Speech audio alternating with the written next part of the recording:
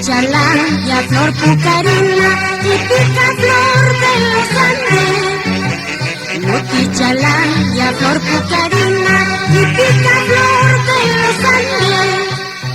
Fueron cunidenses, tres corazones, tres sentimientos, tres emociones del Cantaruanca. Tres corazones, tres sentimientos, tres emociones del Cantaruanca.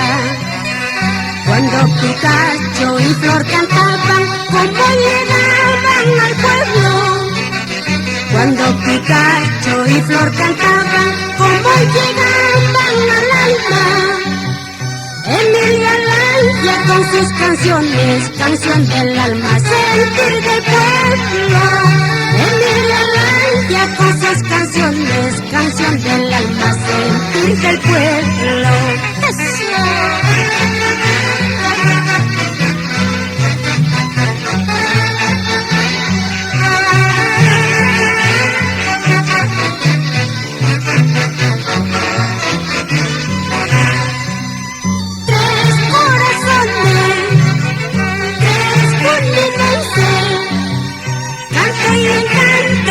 Cantaruanca por los caminos de la esperanza.